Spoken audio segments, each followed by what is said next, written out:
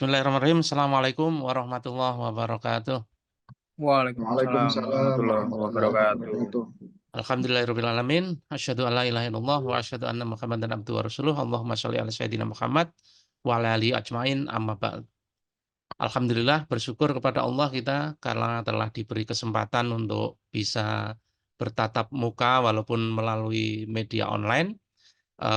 Tentu ini karena nikmat dari Allah yang tidak bisa kita pungkiri dan hanya bisa kita balas dengan bersyukur. Bersyukur dengan, hati, yaitu menerima qadanya, bersyukur dengan lisan, mengucap alhamdulillah, dan bersyukur di amal, melakukan perbuatan-perbuatan yang diridhoi Allah. Shalawat serta salam kita haturkan kepada kekasih kita, junjungan kita, suri teladan kita, Rasulullah Muhammad sallallahu alaihi wasallam. Allahumma shalli alaihi. Teman-teman yang dirahmati Allah, terima kasih ini sudah, ada beberapa teman yang bergabung. Kita lihat sebentar ada Bu Teti Setiati, ada Bu Khairun Nisa, ada Pak Himawan, ada Pak Nur Kholik, ada Mas Sabri, ada Pak Hatta Ahmad, dan lain sebagainya, banyak alhamdulillah. Eee, Teman-teman yang dirahmati Allah, mungkin sebagian dari teman-teman ini ikut forum malam ini melalui, link dari saya, dari postingan saya, dan mungkin ada yang sebagian dari link yang di-share dari adminnya Bisyarah. Nah, teman-teman, forum malam ini sebenarnya bermula dari, pembahasan saya, postingan saya di Facebook tentang bisnis autopilot. Bisnis autopilot itu, saya dengar itu dulu pertama awal-awal tahun 90-an. Tahun 90-an itu saya pertama kali ditawari ikut MLM. Nah, motivatornya biasa ya, "Wah, ikut bisnis ini, nanti, eee, bisnisnya jalan sendiri, kita tinggal, ongkang-ongkang kaki aja nanti penghasilannya bisa masuk sendiri," dan lain sebagainya. Dengan cara apa? Merekrut, eee, apa, 2 atau 3 kaki, nanti yang direkrut merekrut lagi. Lah kalau yang direkrut nanti juga ongkang-ongkang lagi juga, yang di bawahnya ongkang-ongkang lagi juga ya nggak, ya kita juga nggak dapat apa-apa juga gitu. Terus kemudian, disambung dengan, forum-forum lain ya. Mungkin ada motivator-motivator yang ketika menyemangati teman-teman untuk, eee, beralih profesi. Kalau dulu kan yang apa ya, diburu oleh banyak orang itu rata-rata jadi PNS ya, jadi PNS, terus kemudian berubah jadi pegawai perusahaan multinasional dan lain sebagainya. Terus ada motivasi-motivasi juga untuk, "Ayolah, kita budayakan menjadi pebisnis." Nah, salah satu motivasi untuk orang mau menjadi pebisnis itu biasanya iming-imingnya ya, bisa kalau dalam bahasa waktu itu ya financial freedom. Financial freedom itu, kita bebas finansial, ndak ada masalah dengan keuangan, sementara kita bisa, melakukan aktivitas-aktivitas yang kita, senangi. Misalnya, menggeluti hobi, jalan-jalan ke luar negeri, dan lain sebagainya. Kenapa bisa demikian? Karena, bisnisnya sudah autopilot. Caranya bagaimana, Kak? Kalau tadi kan MLM tadi kan ya agak-agak gimana gitu ya, dengan mengandalkan downline kita dan lain sebagainya. Tapi yang di bisnis ini nanti, berbeda ketika menyampaikan tentang, eee, financial freedom, kita bisa jalan-jalan, bisnisnya jalan, itu lebih rasional. Rasionalnya apa? Ya kita tinggal hire karyawan aja. Misalnya, bagian produksi kita hire, bagian marketing kita hire, bagian, eee, apa, eee, branding kita hire, kita bayar dan lain sebagainya. Bahkan top manager kita bayar dan lain sebagainya. Nanti orang-orang yang kita bayar itu, berjalan sesuai dengan instruksi yang kita berikan, kemudian kita tinggal jalan-jalan, mesinnya sudah jalan. Nah, betulkah yang seperti ini bisa terjadi? Nah, saya pernah, ngobrol suatu hari sama Pak Yoyo, pemilik warung spesial sambal. Ngobrol tentang hal ini, tentang bisnis autopilot. Saya tanya waktu itu, eee, "Pak Yoyo, sudah berjalan 20 tahun ya, warung spesial sambal, dan beliau itu termasuk pengusaha yang luar biasa di dalam membangun sistem. Betul-betul kultur perusahaannya dibangun, disiplin karyawannya dibangun, dan lain sebagainya. Nah, dengan kondisi seperti itu saya melihat dari luar itu bahwa bisnis beliau itu sudah, sedemikian rupa dibangun sistemnya. Kemudian ketika saya tanya, "Apakah sudah bisa autopilot, Pak?" Beliau mengatakan waktu itu sekitar 1 tahun, 2 tahun yang lalu, eee, belum bisa. Belum bisa, betul-betul kalau ditinggal itu ya kacau balau itu. Terus saya tanya, "Kira-kira butuh berapa lama lagi untuk bisa autopilot?" "Nggak tahu ya, mungkin 10, 20 tahun ke depan."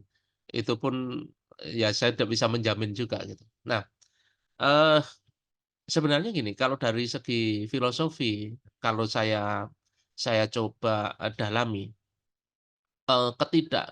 bukan ketidakmungkinan ya, bahwa bisnis autopilot yang kemudian kita mengharapkan pada manajer yang kita gaji, kemudian, supervisor yang kita bayar, staf-staf yang sudah kita, eee, beri, bayaran dan lain sebagainya, apakah, eee, menjamin bisnis kita bisa berjalan. Nah, kalau saya lihat, nanti akan sangat berbeda kinerja yang dilakukan business owner dengan katakanlah selevel manajer, tetapi dia itu pegawai digaji. Pasti ini spiritnya akan berbeda. Kenapa demikian? Karena spiritnya pegawai, mau setinggi-tingginya pegawai, manajer gitu ya, apapun itu setinggi-tingginya dia.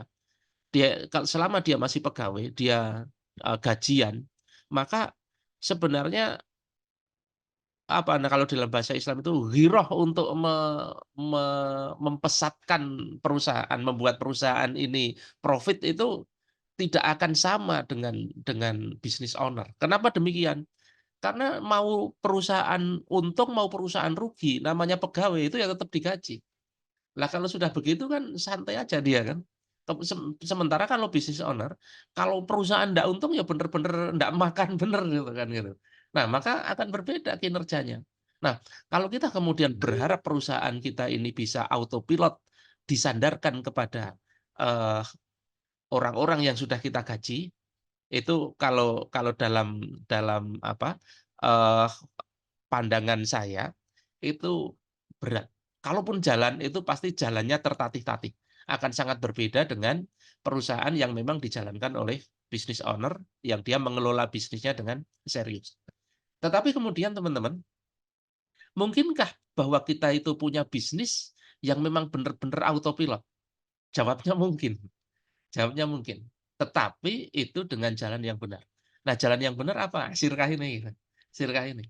Dengan sirkah itu kita bisa punya bisnis, kita bisa menjadi business owner dan betul-betul tidak melakukan apapun sementara bisnisnya jalan. Bisa. Jadi apa? Jadi, shahibul mal di dalam sirkah mudharabah. Nanti sirkah mudharabah itu antara pemilik modal, shahibul mal, ketemu mudharib, pengelola. Nah, pengelola ini bukan pegawai, pengelola ini pemilik bisnis juga gitu. Nah, karena dia pemilik bisnis dan dia tidak akan mendapatkan, harta kecuali bisnisnya itu profit, maka pengelola ini spiritnya itu akan sama dengan si pemilik modal gitu. Spiritnya apa? Spiritnya agar bisnis bagaimana caranya bisnisnya ini, profit gitu. Akan berbeda ceritanya dengan ketika, misalnya kita punya modal, kemudian meng-hire karyawan, karyawan digaji, itu spiritnya akan berbeda ketika kita bersirkah dengan pengelola, yang pengelolanya itu sama-sama business owner, begitu. Tetapi itu pun tidak ada jaminan bahwa, eee, bisnis itu berjalan dengan baik gitu, walaupun sudah menggunakan, sistem sirkah mudharabah seperti yang kita bahas tadi. Tidak ada jaminan juga bahwa kemudian bisnisnya berjalan lancar, kemudian menghasilkan profit, tidak ada jaminan juga gitu. Kalau yang ada jaminan, kita kasih duit terus kemudian jaminan profit itu ya pasti riba nanti jatuhnya. Misalnya kita deposito atau kita apa, ya pasti, itu pasti pasti riba. Tapi kalau yang namanya bisnis ya pasti begitu. Tetapi sebagai seorang manusia yang punya ranah ikhtiari, kita kan bisa melakukan sebuah ikhtiar untuk meminimalisir kerugian-kerugian itu, meminimalisir, ketidakuntungan itu gitu. Nah, caranya bagaimana? Ya ada ilmunya tentu saja. Baik ilmu sebagai, eee, pengelola pengelola syirkah maupun ilmu sebagai, eee, pe pemilik modal yang memberikan modalnya kepada, pengelola. Yang pertama sebagai pengelola. Nah, sebagai pengelola kalau kita tidak punya ilmu, ada 2 nanti, ada ilmu ilmu syar'inya, ilmu hukum syaraknya yang membuat kita itu tidak terjerumus ke jalan yang salah. Kemudian ada eee ilmu teknis bisnisnya gitu. Itu dari segi pengelola. Sementara dari segi pemilik modal bagaimana? Pemilik modal itu walaupun nantinya nggak kerja, tapi kalau dia nggak paham sama sekali, ya bisa dalam bahasanya itu keblondrok juga gitu. Ah, kalau pemilik modal ini walaupun nanti nggak kerja, tetapi tahu pengelola sirkah yang benar itu yang seperti apa, standarnya apa, standar syar'inya apa, standar profesionalnya apa, itu insya Allah juga akan mengurangi itu. Nah, kita sebagai manusia kan yang perlu dilakukan adalah, eee, ikhtiar untuk melakukan hal itu. Nah, saya pikir, teman-teman kita menjadi penting sekali bagi kita muslimin ini untuk mendapatkan dunia akhirat. Untuk mendapatkan, misalnya kita membangun bisnis, baik kita sebagai pengelola maupun sebagai pemodal, kita mendapatkan hasil yang optimal, maksimal, dan juga mendapatkan pahala gitu. Dan itu tidak kalau kita menjalankannya, kecuali kalau kita menjalankannya dengan, sesuai dengan syariat Islam, eee, tidak melanggar fikih-fikih yang ada. Fikih yang ada seperti apa nanti kita pelajari, dan tentu saja sesuai dengan, strategi-strategi bisnis yang ada, Kak, dan strategi bisnis ini juga sebenarnya sunatullah juga gitu. Allah itu ketika menciptakan alam semesta ini kan kalau orang barat bilangnya hukum alam. Hukum alam itu kalau dalam bahasa Islam itu sunatullah. Karena sebenarnya kan bukan hukum alam, tapi hukum Allah gitu. Yang menciptakan kan bukan alam, yang menciptakan hukum-hukum itu kan Allah. Nah, bahwa agar produk kita laris itu, cara marketingnya bagaimana itu sunatullah gitu. Agar branding-nya bagus itu bagaimana itu sunatullah gitu. Maka sebenarnya yang kita pelajari baik itu hukum hukum syaraknya secara fikih maupun maupun kaidah-kaidah bisnis profesional itu ya sebenarnya kita sedang mempelajari hukum-hukumnya Allah. Nah, teman-teman, Eee, saya, eee sekitar berapa ya, sekitar beberapa tahun yang lalu lah, saya lupa tepatnya. Saya pernah belajar sirkah sendiri ya, lihat-lihat, ndak mudeng. Kemudian sempat juga belajar kepada, guru-guru kita yang senior seperti Ustadz Siddiq Aljawi, kepada Ustadz Dwi Condro. Nah, kebetulan saya mudengnya malah belajar sama Ustadz Firly. Nggak tahu ya, kenapa bisa begitu ya, mungkin karena kita ya teman main apa itu, mungkin jadi lebih los gitu ya, ngobrolnya beda. Nah, saya alhamdulillah, belajar cukup lama, waktu itu yang pasti beliau belum terkenal waktu itu. Kita bikin bikin kelasnya kecil gitu lah.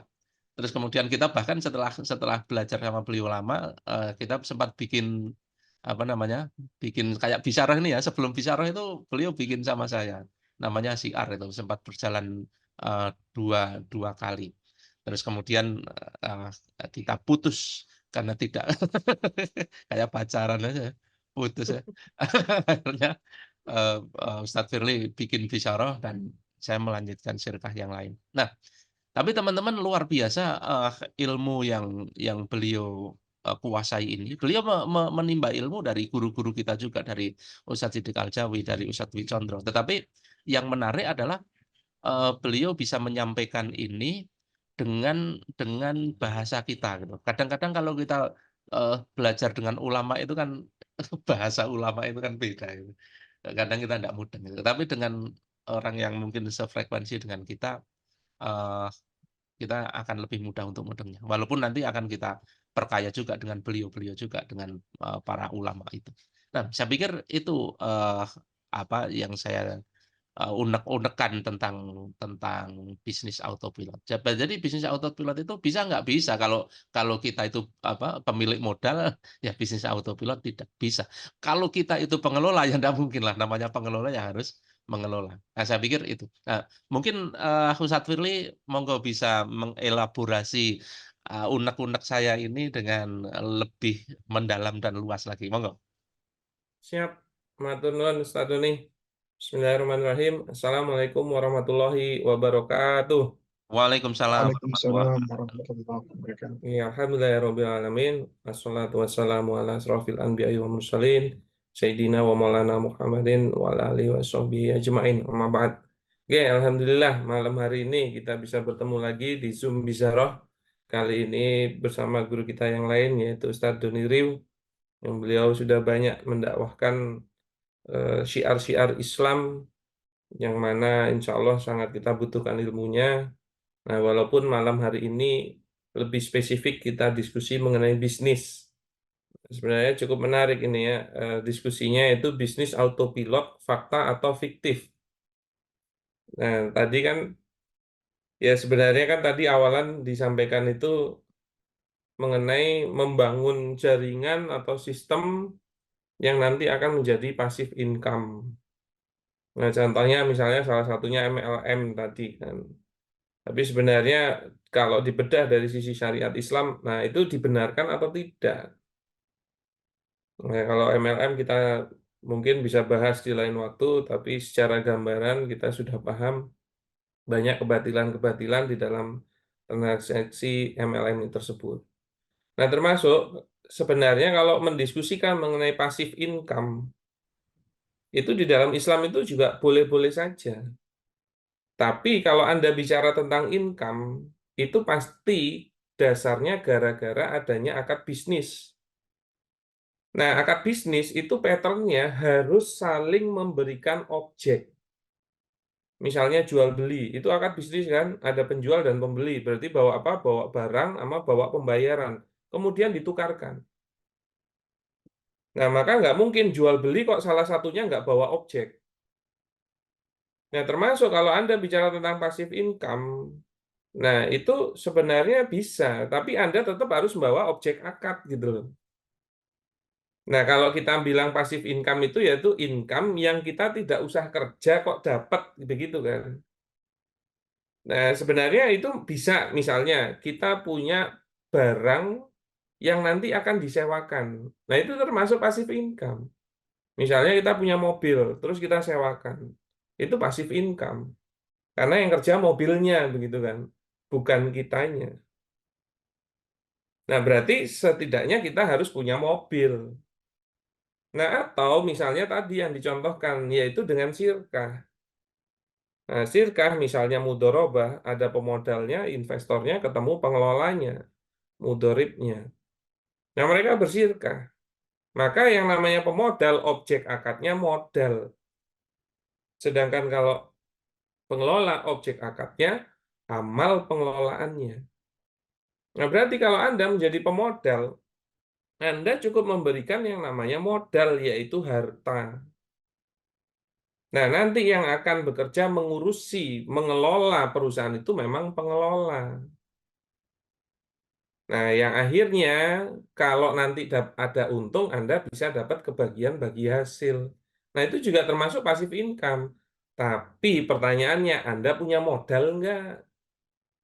Gitu loh. Lah kalau nggak punya barang yang bisa disewakan. Aduh, nggak punya ya. Oh ya udah, ada uang nggak? Bisa jadi modal. Nah, saya juga nggak punya. Ya jangan berharap passive income gitu loh. Berarti objek yang Anda bisa masukkan itu adalah tenaga Anda, amal Anda. Masalahnya kalau amal pasti fisik Anda yang bekerja. Entah mau jadi pegawai kayak, entah itu menjadi pengelola kayak, walaupun dia dua bentuk jenis akad yang berbeda. Nah, maka bisa yang namanya passive income itu. Nah, mungkin yang dimaksud autopilot, kita nggak ngapa-ngapain, kok dapat income. Nah, itu termasuk apabila yang kita sampaikan autopilot untuk menjadi passive income. Nah, tapi kalau Anda misalnya berbisnis sendiri atau jadi pengelola, sebenarnya membangun sistem itu perlu. Perlu. Nah, tapi yang juga harus dipahami, membangun sistem itu butuh biaya dan effort. Jadi nggak cuman hanya hire orang, bayar orang, nggak gitu juga. Nah, termasuk kan tadi Ustadz Doni sudah menyampaikan, itu pernah diskusi sama Mas Yoyo, SS. Beliau itu yang kalau megang sunatullah emang kencang ya, Mas Yoyo itu ya. Nah, coba kita breakdown sendiri tentang Mas Yoyo yang mana sudah 20-an tahun jalanin bisnis saya, dia sendiri bilang urung iso iki autopilot, dia bilang gitu kan. Nah, setahu saya Mas Yoyo itu punya pegawai 4 ribuan dari untuk 100 atau 101 outlet. Nah, itu 4 ribuan. Nah, tapi apakah Anda tahu bahwasannya yang ada di manajemen, yang kantor Jogja ya, manajemen ya, dari 4 ribuan itu sekitar 400-an. Jadi pegawai di manajemennya sendiri 400-an, sisanya yang di outlet. Nah, maka menjadi wajar apabila dengan 400 orang di manajemen itu mampu menopang 101 cabang. Makanya jadi wajar. Nah, cuman kita harus juga melihat dari sisi teknisnya. Pertanyaannya, untuk 400 orang di manajemen ini biayanya kecil atau besar gitu loh. Lah, income Anda masuk enggak untuk bayar itu? Nah, akhirnya Anda harus memikirkan. Karena sudah pasti yang namanya biaya berpotensi mengurangi keuntungan atau bahkan yang menjadikan kerugian gitu loh. Makanya seorang pengelola kalau bersirka, dia itu pengelola itu kan kalau bersirka itu kan bisnis owner ya. Makanya pengelola itu tidak digaji gitu loh. Makanya kalau Anda jadi pengelola sirka kok mindset gajian, gue ono sing salah gue. Karena Anda bisnis owner. Nggak ada bisnis owner kok sing kepikiran gajian. Aku besok mau buat warung bakso biar aku besok dapat gaji. Apa ya ono wong gawe warung bakso, nggo bisnisnya dhewe kok sing dipikirke untuk gaji. Enggak, pasti yang dituju keuntungan. Makanya sebenarnya kalau Anda bersirkah, di kepalanya pengelola dan di kepalanya pemodal itu sama. Gimana memutar modal itu secepat mungkin agar bisa jadi untung, itu pun masih dibagi gitu loh. Makanya saya selalu menyarankan kalau Anda mau sirka, itu buatlah bisnis yang profitable. Jangan profit tipis. Nah, profitnya tipis dibagi. Wah, semakin tipis loh. Itu aja mungkin kalau nggak terjadi kerugian. Kalau terjadi kerugian, apa sih ngarep dibagi? Saya sudah beberapa kali, alhamdulillah bisa membantu pengelola mendapatkan modal. Yang mana persiapannya sudah saya siapkan. Kita diskusi dulu visibility study mengenai proyeksi bisnis yang kita buat serealistis mungkin, bahkan dengan pesimisme di bawahnya. Kemudian berani maju, dapat modal, jebret, penjualan bulan pertama bahkan di bawahnya itu gitu loh. Nah, itu bahkan termasuk ada yang bisnisnya sudah berjalan loh ya. Dia bawa laporan keuangannya, terus kita buat proyeksi menggunakan data laporan keuangan dia yang beberapa bulan yang lalu. Nah, dengan harapan dengan suntikan modal omsetnya bisa naik, setelah sirkah malah omsetnya itu setengahnya rata-rata yang dulu sebelum adanya modal. Nah, yang terjadi apa? Terjadi itu malah, mohon maaf ya, ngenes. Kenapa? Sekalinya dia sirkah itu bukan uangnya dia. Sekalinya pemodal masuk itu bukan bisnis miliknya dia sendiri. Yang akhirnya dia mau pakai, jadi nggak boleh. Hukum asalnya kan begitu. Nah, tapi omsetnya nggak masuk, biaya nggak masuk, malah rugi gitu loh. Nah, akhirnya apa? Nggak bisa bagi hasil beberapa bulan, ya kan? Uangnya juga mau dikasbon tinggal sedikit, akhirnya kekunci di situ. Nah, setelah coba, kalau tahu kejadiannya kayak gitu, dia lebih baik nggak sirkah, dan nggak perlu disuntik modal, tapi keseluruhan penjualan itu jadi miliknya dia. Kalau dia mau pakai untuk urusan pribadi, ya itu urusannya dia. Nah, makanya banyak yang terlalu pede datang, coba kita diskusikan, masih pede, kita lanjutkan, modal masuk, malah marahi, bingungi. Jadi orang itu apa-apa. Jadi pengelola itu karena nggak digaji ya, itu Anda itu sekalinya belum untung, nggak dapat apa-apa, wes. Ngenes-ngenes. Dan saya sering bilang sama rekan-rekan itu, buatlah bisnis yang setidaknya 3 bulan itu maksimal 3 bulan, itu idealnya ada bagi hasil. Kalau 3 bulan udah nggak ada bagi hasil, sepet kuwi sepet. Nah, pertanyaannya kok bisa sampai 3 bulan nggak ada bagi hasil? Oke, berarti Anda merancang bisnis yang sebenarnya tidak tepat untuk Anda jalankan. Nah, makanya sekali lagi ya, itu aja kalau kita belum bicara autopilot. Karena kalau autopilot, pinginnya kan dengan sistem dan SDM, yang pasti itu membutuhkan biaya. Masalahnya bisnis Anda kalau nggak profit, piye kapan arep gawe sisteme ngono lho bayar wae ora kuat untung wae urung gitu kan. Nah, makanya menurut saya kalau Anda juga akhirnya memutuskan jadi pengelola karena harta nggak punya, modal nggak punya, ya kan, boleh Anda jadi business owner, jadi pengelola. Tapi nggak usah terlalu cepat bayangin autopilot and the gang itulah. Kerja keras dulu. Lebih baik kalau masih bisa ada yang Anda handle sendiri, itu tidak berbiaya, pasti berpotensi memberikan tambahan keuntungan. Dan itu jadi bagi hasil daripada Anda habis-habiskan. Gitu loh, untuk biaya-biaya. Nih saya kasih contoh ya. Alhamdulillah hari ini tuh Bisyarah itu pindah kantor. Nah, pindah kantornya bukan ke tempat yang lebih besar, tapi yang lebih kecil. Kenapa seperti itu? Karena dulu di kantor yang dulu saya itu kalau biaya bulanannya di breakdown jatuhnya 4,5 juta. Tempatnya lumayan gede. Nah, tapi sebenarnya pegawai kami yang aktif itu adanya cuma 2 orang yang sering ngantor. Sedangkan saya kan juga ada kerutinan keluar kota. Jadi seminggu di Jogja, seminggu di luar kota. Nah, kalau ada konsultasi klien di Jogja pun kami biasanya ke kantornya klien. Nah, akhirnya kegiatan tamu di kantor sebenarnya nggak tinggi.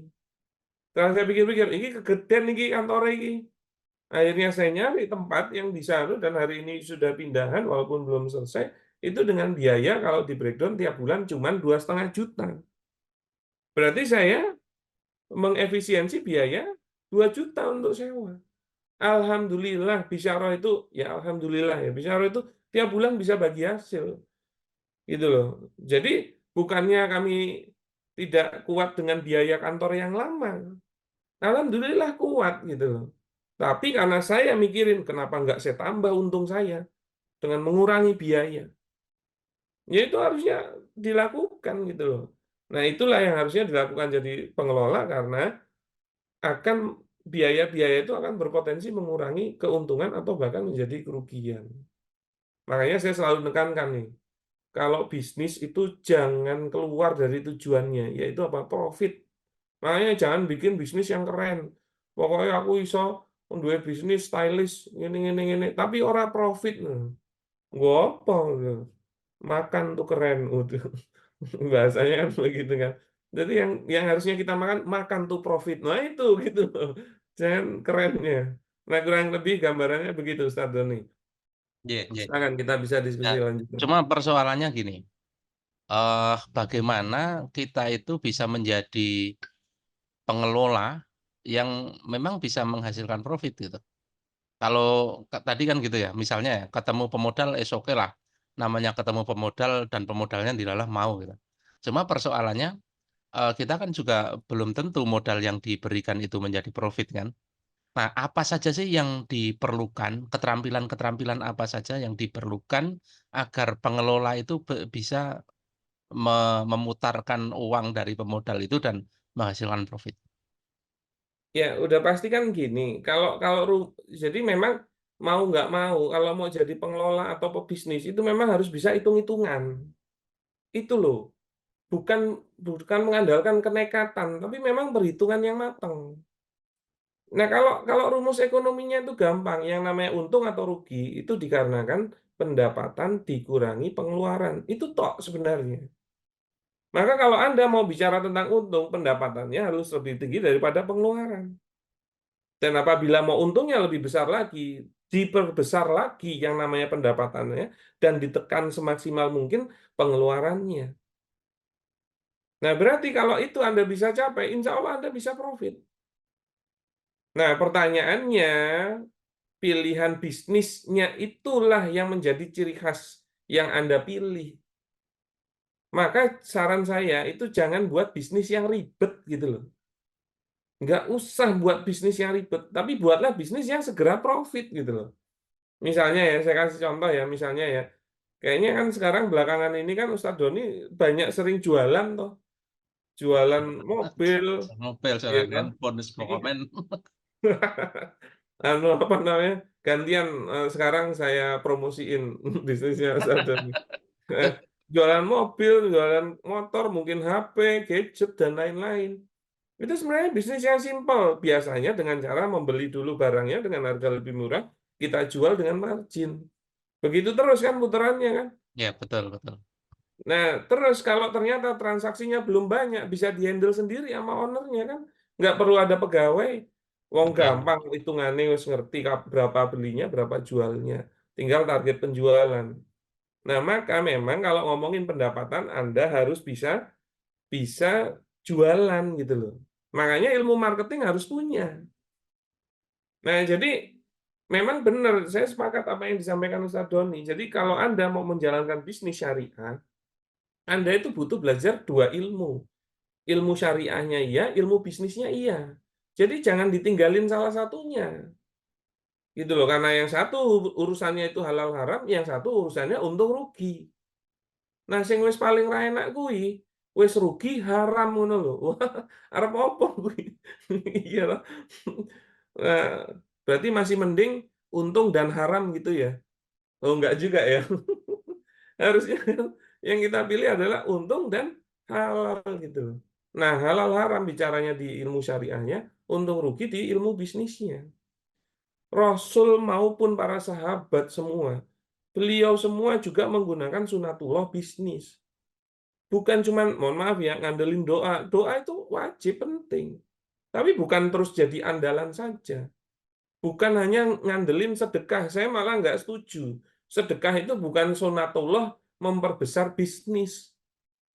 Kalau Ya, kita bicara sedekah, itu sunatullah memperbesar rezeki, saya setuju. Tapi kan rezeki itu nggak selalu nggak lewat selalu dalam selalu bentuk lewat bisnis gitu omset. loh. Iya, dan Anda jangan memahami yang namanya rezeki itu mesti pundi-pundi uang. Ya, Kalau Anda memahami rezeki itu pundi-pundi uang, mohon maaf, itu sebenarnya Anda mengecilkan rezeki Anda sendiri. ya. Makanya kita kan akan bicaranya lebih luas. Tapi kalau sekalinya bisnis, ya oke, ini bisnis. Tinggal dipelajari dua hal itu. Makanya kalau gimana sih bisa membentuk profit? Oke, Anda buatlah bisnis yang pendapatan Anda lebih besar dari pengeluaran. Simpel sebenarnya. Gitu loh. Tentang apa bisnis yang Anda pilih, itu terserah Anda. Masalahnya setiap bisnis punya ciri khas masing-masing. Nah, tinggal mau yang ribet apa enggak. Nah, satu yang saya selalu sarankan, ya, yang namanya resiko itu berbanding lurus dengan modal. Oke, resiko berbanding lurus dengan modal. Maka apabila Anda berani menempuh resiko yang tinggi, silahkan Anda bermodal tinggi. Tapi kalau Anda nggak berani beresiko tinggi atau beraninya risiko yang rendah, berarti gunakanlah modal yang rendah. Tapi yang kita juga harus pahami, modal besar ataupun kecil, ya tinggi ataupun rendah, itu sama-sama nggak ada jaminannya. Makanya ini bukan tentang memiliki sebuah bisnis dengan modal yang besar. Nggak ada jaminannya kok. Tapi bagaimana bisa membuat bisnis, berapapun modalnya akan menjadi profit. Maksudnya kalau modal banyak itu belum tentu hasilnya juga banyak gitu ya maksudnya. Ya sebenarnya kalau modal banyak, itu risikonya memang besar, tapi memang potensi Ada profitnya potensi juga ya. besar, Ya, potensi. ya, Tapi tidak ada jaminan itu akan ya, berprofit gitu betul, loh. betul, betul. Apalagi kalau nggak bisa jualan kok biaya gede, ya toh orang ngerti hitung-hitungan. Makanya kalau kayak UDC itu sering bilang gini, kalau ada pebisnis nggak bisa ngitung HPP, beliau bilang, mohon maaf itu nggak niat bisnis. Gitu loh. Masa ngitung HPP wae ra iso. Jadi jangan sampai misalnya buka warung mie ayam. HPP mie ayam semangkok itu 6.000. Lah kok dijual 5.000. Kira-kira warungnya rame ra? Ramai. Rame warungnya. Tapi coba kuat sampai kapan? Nah, itu di pembahasan sirkah malah lebih detail karena apa? Kalau di takrif syar'i dari sirkah itu bagian terakhirnya kan bikos diribhi yang bertujuan untuk mendapatkan keuntungan. Makanya menawarkan bisnis yang untuk disirkahkan kok berpotensi merugikan, itu nggak boleh. Oh, nggak boleh. Nggak boleh. Kalau Anda mau rugi, rugi yo dewe, orang usah ngejak. Tapi lek me untung oleh ngejak-ngejak. Makanya kan harus punya proyeksi bisnis dulu di awal. Nggak banyak gitu loh yang nggak bisa ngitung HPP, dia hanya laba rugi, ucuk-ucuk, pas salah hitung, wah terus modal mlebu, wah wis dedel duel. Begitu gambaran awalnya, Ustaz Mungkin Doni. mungkin gini, ada beberapa nanti yang saya mau tanyakan lagi. Yang pertama Ya, mungkin begini, eee, ada contoh real nggak, misalnya kalau kita itu nggak paham syariatnya, nggak paham fikihnya, terus kemudian kita jadi terjerumus dosa ya. Bisa nggak sih kita nggak usahlah, nggak usah belajar fikih bisnis, fikih sirkah, dan nggak usah, yang penting kita jujur aja, yang penting berbuat baik aja. Itu ada nggak contoh real sing misalnya nek nggak belajar itu bener-bener ya nanti terjerumus? ya yang pertama begini, sebenarnya kita itu bisa mendapatkan amalan soleh tidak hanya dari ibadah-ibadah mahdoh gitu. Bukan hanya dari ibadah-ibadah yang harian rutinan. Nah, tapi sebenarnya dari kegiatan-kegiatan lain yang kalau kita niatkan ya untuk ikhlas kepada Allah, misalnya kalau kerja atau berbisnis untuk menafkahi keluarga secara ikhlas dan amalannya sesuai dengan amalan yang diajarkan secara syariat, itu insya Allah juga berpotensi dapat harta materinya, tapi juga insya Allah Dapat dapat amal soleh juga pahalanya ya? gitu loh. Heeh, betul. Iya. Nah, kalau Anda pebisnis kan harusnya Anda itu rakus gitu loh terhadap benefit kan. Nah, kalau Jadi Anda melakukan bisnis Anda sesuai syariah, entah itu untung ataupun rugi, tapi kalau Anda tetap dapat lakukan pahala, ikhlas, iya, Anda lakukan ikhlas dan sesuai syariat, itu aksesoris ya. insya Allah dapat pahala. Betul betul betul. Ya, ya sepede-pedenya Anda dengan amalan ibadah Anda, tetap kalau Anda dapat cadangan pahala dari Dari yang non lain ya. ibadah yang mahdoh, itu kan sangat membantu kita nanti Iya gitu. iya Yang saya yakin juga nggak ada yang pede dengan ibadahnya itu gitu loh. iya. Nah, karena hadisnya kan man amila amalan laisa alaihi amruna fahuwa raddun. Barang siapa yang beramal tidak sesuai dengan amalnya Rasul, yaitu tidak sesuai syariat, maka amalannya tertolak. Mhm, Walaupun bisa jadi kebetulan benar. mhm, Nah, misalnya sirkah, nggak ngerti ilmu sirkah, tapi teknis bersirkahnya benar gitu loh. mhm, Nah, itu kan sah, sirkahnya sah kan? mhm mhm, Sah gitu loh. Tapi nggak berpahala. mhm mhm mhm. Ya kan emang-emangnya di situ. Iya iya. Nah, tapi kebanyakan yang saya temui itu kalau dia nggak sesuai syariah, itu berpotensi saling menzolimi. Baik disengaja maupun tidak, disadari maupun tidak. Nah, itu yang jadinya nggak enak. Karena nanti hubungannya dengan pertanggungjawaban harta lagi di akhirat gitu loh. Nah, tadi amalannya tidak tahu, kalau walaupun kebetulan benar nggak dapat pahala. Malah kalau dia salah, dapat dosa. Tambah setelah salah, ternyata menzolimi pihak lainnya karena mengaplikasikannya salah. Misalnya ya, begini, ayo kita sirkah, oke. Nah, sirkah misalnya, kan kemarin ada kejadian juga kan itu, apa namanya, investasi bodong itu. Iya. Nah, itu dia majuin, misalnya ya, Pak, Anda kalau investasi ke saya jadi pemodal 10 juta, 1 juta, insya Allah bagi hasilnya 10% tiap bulan. Gitu kan. Loh, maksudnya gimana, Pak? Ya kalau Anda masukin 1 juta, nanti bagi hasilnya 100.000 tiap bulan. Oh iya? Iya. Terus kalau saya masukin 10 juta, ya 1 juta tiap bulan. Oh gitu ya? Nah ini saya malah ada uang 100 juta. Oh, malah tambahin ya kan 100 juta. Oke, berarti saya bisa dapat berapa? 10 juta tiap bulan. Nah, itu sebenarnya kalau dia bersirkah, masukin modal 100 juta. Ya, modal 100 juta dengan teknis bersirkah yang tepat. Itu insya Allah sirkahnya sah. Walaupun cara bagi hasilnya salah dan berpotensi riba. Ya kan? Tapi kalau orangnya sepakat, gimana? Emang nggak boleh. Sama-sama ridho ya. Ya sama-sama ridho gitu kan. Nah, akhirnya mereka nerima. Ya wes, aku nerima cara itu. Nah, akhirnya apa? Bisa jadi sirkanya sah, tapi tetap mengkasih bagi hasil yang salah, bahkan itu riba, masalahnya nggak disadari. Dan mereka, apa namanya, sepakat gitu loh. Nah, wis, dedel duel wis Iya, esok wis. iya, Nah, makanya menjadi tidak sah, menjadi tidak apa ya ideal kalau Anda iya, itu belum belajar fikih muamalah karena urusannya halal haram. iya. Ya kalau bahasa kita yang lebih tenar itu kan urusannya surga neraka. Ya, makanya Rasul bersabda apa ilmu qabla amal ya, termasuk amal Hmm. bisnis ya. Kalau nggak bermula dari ilmu ya jelas potensinya luar biasa bahaya gitu. Maka menjadi penting sekali untuk mempelajari itu semua. Baik mempelajari fikih bisnisnya, fikih sirkahnya, maupun ilmu profesional bisnisnya. Mungkin Iya, teman-teman ada yang mau bertanya. Ini monggo teman-teman yang mau bertanya silahkan raise hand ya. Nanti kita buka mic-nya. Tapi sembari nunggu teman-teman raise hand, ini ada di kolom komentar ada yang bertanya dari Bu Diana Yuliana. Salam Pak Ustadz. Kalau buat yayasan, apakah itu termasuk modal? Monggo Ustadz Firly. iya. Jadi kalau mengenai yayasan ini agak-agak luas.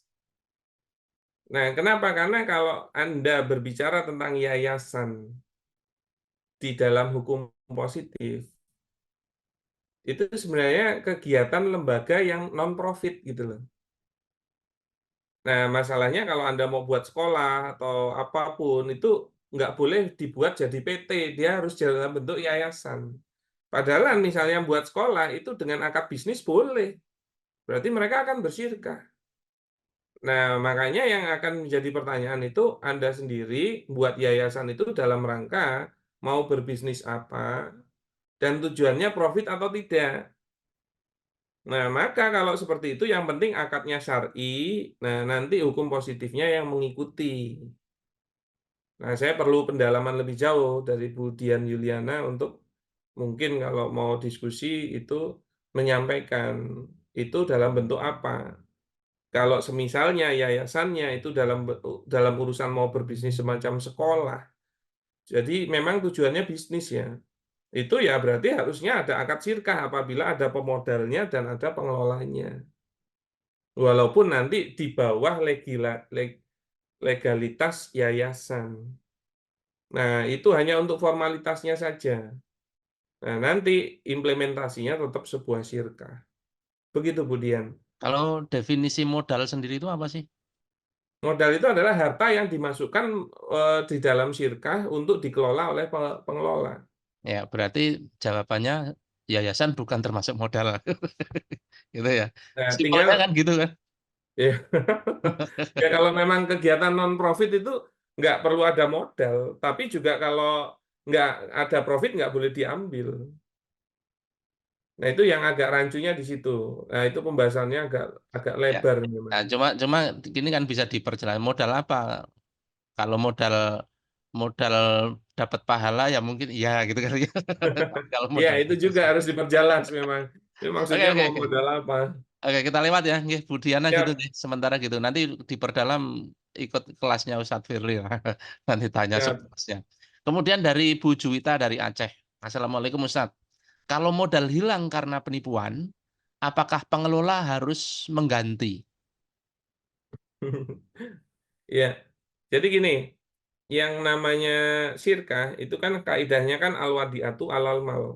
Kerugian itu berdasarkan modal.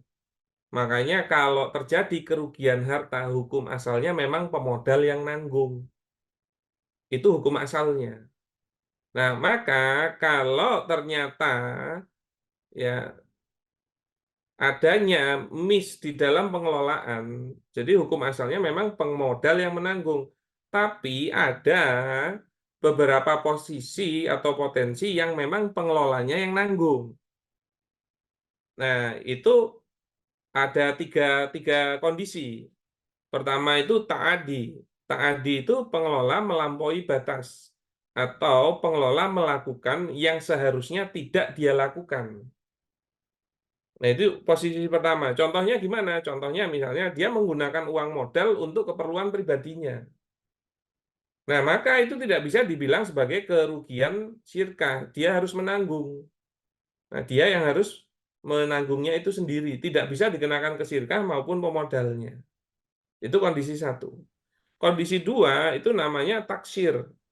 Nah, taksir itu kelalaian, yaitu apa? Pengelola tidak melakukan yang seharusnya dia lakukan. Nah, contohnya apa? Misalnya bisnis ternak hewan. Sudah pasti yang namanya ternak hewan itu pasti harus memelihara hewannya. Lah kok sama pengelolanya nggak dipelihara hewannya dan mati. Maka tidak bisa dikenakan sebagai kerugian syirkahnya. Gitu kan? Nah, yang ketiga kondisi namanya mukhalafatus surut, yaitu menyalahi syarat akad. Contohnya misalnya gini, oke aku mau syirkah nih, saya kasih 100 juta untuk bisnis ternak hewan. Sudah di deal kan, ternyata dia buka warung sate. Nah, terjadi kerugian, nah dia yang nanggung. Nah, maka kalau dari pertanyaan dari Bu Juwita Aceh ini, nah modal hilang karena penipuan. Apakah pengelola harus gantikan? Nah, pertanyaannya, penipuannya ini harus diperjelas. Posisinya gimana? Karena kalau yang menipu pengelolanya, ya pengelolanya harus ganti. Kalau ternyata yang menipu pihak lain, nah coba dilihat, ada nggak kelalaian pengelola hingga dia itu tidak bisa memprediksi penipuan itu. Kalau memang itu juga memang karena kelalaiannya dia, ya dia harusnya menanggung. Contohnya mungkin pencurian aja. Nah, dia punya kandang ternak. Nah, harusnya kandang ternak itu digembok gitu loh.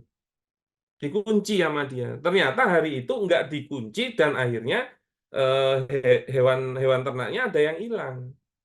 Nah, kalau itu kan memang dicuri ya, tapi dicurinya pun karena kelalaian pengelolanya. Nah, itu pengelolanya ikut nanggung. Nah, makanya kalau mau menarik hukum atau menyimpulkan hukum, itu memang harus menyampaikan fakta yang lebih detail, Ustaz Doni. Nah, jadi kalau pertanyaannya seperti ini, mungkin jawabannya secara umum seperti itu. Iya. Faktanya harus jelas ya, penipuannya seperti apa, Ya, pengelola itu kenapa seperti apa kok sampai bisa tertipu itu harus harus detail ya. Karena itu iya, nanti akan jangan-jangan dia kong kaling kong sama penipunya juga bisa. heeh. Atau memang karena dia teledor dan lain sebagainya. Kalau teledor Teledor. termasuk ya, teledor termasuk Ya itu menanggung kan nggak dia ya? kelalaian. Kelalaian. Ya, Oke, oke. Jadi tergantung faktanya seperti apa. Baik, ya. monggo teman-teman, kalau ada yang mau bertanya langsung, open mic, raise hand silahkan nanti kita buka mic-nya. Monggo silahkan teman-teman. Nah, sebenarnya banyak sekali yang perlu ditanyakan, terkait dengan apa namanya, pengelolaan bisnis di dalam Sirka ini maupun sebagai, pengelolanya. Nah, sekarang gini, oh ini ada, dari Ibu Ana dari Nganjuk. Apakah di suatu waktu uang dari pemodal akan dikembalikan, Ustadz? Monggo. Apakah di suatu waktu uang dari pemodal akan dikembalikan? Jadi gini, yang namanya modal itu adalah andil pemodal. Itulah memang kewajibannya pemodal. Berarti kalau dia mau sirkah, dia harus masukin modal. Nah, kalau sudah masukin modal, itu modal jadi milik sirkahnya. Dan untuk dikelola. Oke. Nah, maka kalau dia meminta kembali modalnya, itu pasti akan mengambil kembali andilnya. Maka kalau andilnya sudah nggak ada, putus sirkahnya. Nah, berarti pertanyaannya, apakah di suatu waktu uang dari pemodal akan dikembalikan? Iya, pada saat putus sirkah. Tapi kalau belum putus, ya nggak dikembalikan. Dan dia tetap di dalam perusahaan. Bukan terus jadi miliknya pengelola juga ya. Makanya harus membedakan modal yang dapat dari pinjaman dengan modal yang dapat dari sirkah. Nah, karena masih banyak yang pada tahu kalau udah minjem ke bank itu salah, tapi kan itu akadnya core. Nah, kemudian mau masuk modal di dalam bentuk sirkah, tapi dia kira seperti utangan bank gitu loh. Nah, kalau utangan bank core itu uangnya memang beralih kepemilikan jadi milik Anda yang berhutang. Nah, maka Anda gunakan untuk bisnis Anda boleh, Anda gunakan untuk keperluan pribadi Anda boleh kalau uang bank itu. Karena akadnya core. Tapi sekalinya itu modal di dalam sirka, itu bukan milik Anda. Itu milik sirkahnya yang harus dikelola sedemikian rupa biar dapat untung dan nanti bagi hasil. Nah, banyak yang nggak paham, mana biasanya kan jangan mengambil pinjaman ke bank, riba, riba, riba. Oh, Anda bisanya cuma ngelarang-larang, nggak ada solusi. Wah, sekarang dikasih solusi dengan sirka, masukin modal, dia kira kayak uang utangan. Akhirnya dia pakai untuk bisnis iya, tapi juga sebagian dia pakai untuk keperluan pribadi. Akhirnya bisnisnya dadal-duel. Dia kira itu pokoknya kayak pinjaman bank, terus ngasih ngasih bagi hasil. Nah, kalau settingannya kayak gitu, itu sama dengan juga bagi hasil yang riba kalau jatuhnya begitu. Nah, makanya kalau sirkah yang benar, dia akan stay di dalam perusahaan, nah, dikelola. Nah, kalau nanti putus, baru dikembalikan. Tinggal dilihat pas kondisi putus, untung atau tidak. Kalau untung, berarti total modal kembali beserta bagi hasil. Tapi kalau dia rugi, nah, dia harus siap menerima kerugian. Begitu, Ustaz Doni. Baik, ada lagi nih. Seandainya pemegang, Sorry, saya tambahin sedikit. Dan banyak yang nggak paham sirkah, dia kira bisa mengembalikan modalnya secara bertahap. Nah, ini juga nih salah nih. Dia mikirnya kayak pinjaman bank tuh. ya, Misalnya 100 juta, oke, dicicil nanti gitu lah. dicicil. Itu sekalinya terjadi cicilan pertama, putus itu sirkahnya. Maka sudah tidak sah sirkahnya. Kok dia tetap minta bagi hasil, jatuh riba jaki. Gitu.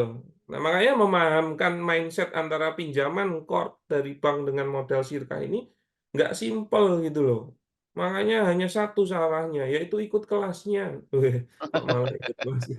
Nah, soalnya kan belajarnya juga nggak cepet ya. Ustadz Iya, Doni aja dulu udah iya, bilang lama. proses belajarnya itu gimana. Iya. Iya kan, nggak simpel gitu loh. Ini pada Iya. banyak yang nanya. Jadi kalau materi sirkah, kalau mau komplit materi sirkah saya itu 4 sesi, 8 jam. Nah, banyak yang suka nanya lewat chat lagi. Tolong jelaskan ke saya sirkah. Simpel Loh, saja. Gampang udah simpelnya aja. Mbak itu asem ki kan kan simpel. Aku wae materiku 8 jam loh dikon gawe 8 menit atau enggak disuruh ngetik semua. Dalam hati saya kan bertanya-tanya, ini mau nanya apa ngasih kerjaan gitu. Kalau ngasih kerjaan ada gajinya dong. Nah, iya, ini di, disuruh jelasin segamblangnya. Bahkan ada lagi, maksudnya gini, ini ya pengalaman saya. Sudah belajar, sudah tahu teorinya ya, itu nanti Hmm, prakteknya itu juga masih butuh proses juga gitu. masih butuh. Untuk mengimplementasikan apa yang dipelajari ke ranah praktek itu juga butuh butuh waktu juga. Oke, ini ada Ya, yang raise hand ini. Kita beri kesempatan untuk bertanya langsung ya dari Muslia. Monggo, oke. monggo. Assalamualaikum Ustadz Waalaikumsalam Firly warahmatullahi sama wabarakatuh. Ustadz Doni. Waalaikumsalam, monggo Bu. Ustadz izin saya bertanya nih Ustadz. Oke. Tadi kan kata Ustadz Firly, tadi saya sempat mendengar bahwa kalau bisa Anda membuat bisnis itu 3 bulan bagi hasil sirkah ya Ustadz ya. Oke, kalau misalkan bisnisnya baru berjalan, oke kita nggak bisa untuk sirkah. Karena apa? Belum ketahuan ya Ustadz ya. Kalau saya bertanya misalkan, kita bicaranya ini tidak sirkah, tapi bicaranya konven ya Ustadz. Seperti contohnya, boleh ya saya sebut nama suatu perusahaannya Ustadz, seperti Shopee, Boleh. seperti Tokopedia, seperti Gojek, for the first time gitu kan, mereka itu kasarnya bakar duit tuh Ustadz. Ya, bakar uang. Nah, bakar duit itu dalam rangka mereka marketing, karena kan ya bisnis tanpa ada marketing nggak bisa. Nah, itu yang saya tahu untuk Shopee aja dia 1 tahun lebih itu dia rugi mulu. Rugi mulu itu nggak ada namanya dia bagi bukan bagi untung ya, apa istilahnya memberikan keuntungan. Pasti aja minus laporan keuangannya, bisa dilihat gitu loh Shopee itu. Tokopedia pun juga sama, bahkan even Gojek. Tapi setelah mereka melihat reboundnya pada saat setelah 2 tahun cukup mereka untuk bakar uang, baru mereka dan sekarang mereka bisa dapat menghasilkan. Itu bagaimana Ustadz? Kalau Ustadz bilang kita harus menghasilkan bisnis yang 3 bulan harus bagi hasil. Yang sedangkan kita tahu contoh banget teman saya 1,5 tahun kemarin itu dia baru bikin bisnis travel umroh Ustadz. Dia ngegelontorin dana untuk marketing aja, untuk iklan, itu 50 juta di 6 bulan. Jadi kasarnya selama 6 bulan itu nggak dapat keuntungan. Tapi setelah after 6 bulan, alhamdulillah sampai saat ini dia dapat keuntungan itu 1 bulannya omset ya 1 sampai 2 M. Itu sih Ustadz. Jadi maksud saya kalau misalkan menggeneralisasi semua bisnis 3 bulan harus untung, agak berat ya Ustadz. Itu pertanyaan saya.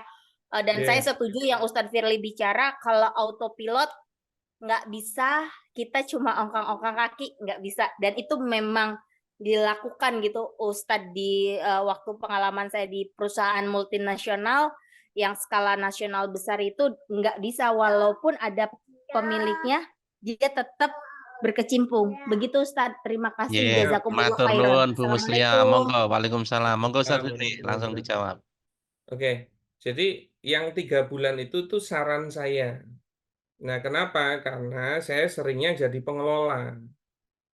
Oke, nah jadi gini, kita itu harus paham dulu positioning untung itu kapan.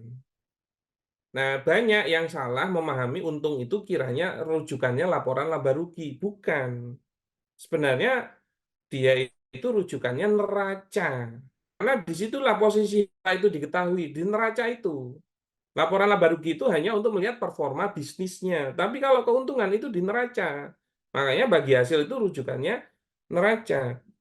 Itulah kenapa kalau seorang pesirkah yang paham syariah, pasti yang dia tuju adalah surga dan neraca, gitu kan? Karena di neraca itulah tempat keuntungan itu. Nah, yang saya maksud apa? Berarti yang namanya untung itu setelah hartanya melebihi modal. Misalnya 100 juta modalnya. Oke, waktu tutup buku ternyata ada harta 105. Nah, berarti kelebihan kan dari nilai modal ada berapa lebihnya? 5. Maka yang dibagi hasil 5. Nah, berarti yang namanya untung itu memang setelah BEP. Nah, sekarang yang saya maksudkan, kalau bisa 3 bulan, itu memang sudah BEP dan bisa bagi hasil. Kenapa? Karena si pemodal itu nggak bakalan dapat, pengelola nggak bakalan dapat apa-apa kalau belum untung. Nah, kalau Anda kuat untuk puasa lebih dari 3 bulan, atau bahkan kalau contohnya Shopee and the Gang itu setahun 2 tahun, ya monggo saja, karena itu ciri khas bisnis yang dipilih. Tapi kuat nggak Anda jadi pengelola? Dulu itu pernah yang datang ke saya itu ketemuan, dan mohon maaf ya, yang ketemuan ini lari bawa 15 M. Bahkan dia punya komunitas dengan ada embel-embel anti ribanya. Yang akhirnya lari. Nah, sebelum kejadian itu ketemu sama saya. Terus ngobrol-ngobrol, ini kami butuh suntikan modal. Kan bisnisnya wis rada gede ngono lho, rada wah ngono. Terus ngobrol, kami butuh suntikan modal. Loh, kenapa emang? Ya ini posisi begini. Loh, Anda dulu nggak punya visibility study proyeksi bisnisnya. Udah, setelah kami pelajari bentuk bisnis yang kami jalani ini, itu memang secara umumnya itu BEP-nya 3 tahunan gitu loh. Nah, baru nanti habis itu baru ada keuntungan. Terus saya jawab, jenengan itu tak paham syirkah enggak? Tak bilang gitu kan. Dia kami memahami, dia bilang gitu kan. Oke, berarti kalau Anda buat proyeksi bisnis BEP-nya 3 tahun, berarti Anda itu nggak akan ada bagi hasil selama 3 tahun loh. Saya tanya, Anda siap kok punya bisnis yang nggak ada bagi hasilnya 3 tahun? Tak bilang gitu. Soalnya kalau saya nggak siap, tak bilang. Gimana dapur saya mau ngebul 3 tahun? Dapat dari mana saya? Sedangkan di rumah kan dapurnya nggak bisa adem sampai 3 tahun loh, kudu panas saben dino iki. Nah, baru dia diem gitu loh. Loh, ini berarti orang nggak paham syirkah. Nah, kalau Anda sudah punya duit banyak, cadangan Anda banyak, monggo kalau mau buat yang BEP-nya lama dan Anda siap, misalnya kayak salah satunya bisnis properti dan lain-lain, itu silahkan. Tapi kalau bisnisnya standaran aja, dan bahkan Anda nggak punya bisnis selain bisnis yang sirkah itu, idealnya buatlah bisnis yang segera profit. Dan saran saya, jangan sampai kelamaan melebihi 3 bulan, karena itu sepet. Nah, yang dikhawatirkan apa? Yang dikhawatirkan apa? Karena kalau ada pebisnis, nggak bagi hasil 3 bulan, pengelola nih ya, dia akan merasa sepet, iki piye iki. Apalagi ternyata ditengarai BEP-nya semakin lama dari 3 bulan. Nah, yang terjadi apa? Dia mulai tidak konsen. Kalau mulai tidak konsen, dia mulai melirik bisnis yang lain. Nah, setelah melirik yang bisnis yang lain, malah dia melakukan bisnis yang lain, mulai meninggalkan bisnis yang lama. Malah bisnis yang lainnya itu malah profit. Akhirnya benar-benar ditinggal bisnis yang lama. Nah, ya kalau kayak gitu, itu sudah merugikan pemodal. Nah, yang saya khawatirkan terjadi itu gitu loh. Makanya jangan buat bisnis yang ribet.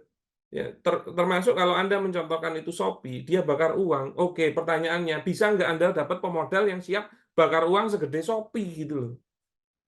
Sedangkan kalau dia hanya bakar uang dan tidak profit, dia akan paham pemodal itu, dia tidak akan dapetin apa-apa sampai benar-benar profit, padahal bakar uangnya sudah menghabiskan sebagian besar modalnya.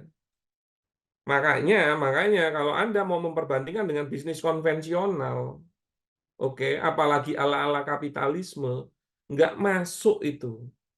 Banyak bisnis konvensional setelah di breakdown secara syar'i, itu nggak menarik. Kalau secara konvensional menarik, sekalinya di breakdown secara syar'i, nggak menarik. Apalagi kalau dia udah paham koridor-koridornya. Nah, masalahnya kadang-kadang, walaupun dia muslim, dia belum tahu koridor-koridor itu. Nah, itulah bukannya gimana-gimana, memang idealnya harusnya paham dulu. Nah, gimana caranya paham? Ya cuman satu. Mohon maaf ya, caranya ya cuman ngaji, belajar. Nggak ada cara yang lain. Ya mungkin kalau Doraemon itu punya roti itu ya.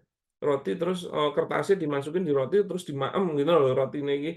Nah, itu langsung jadi pinter. Nah, itu karo Doraemon loh.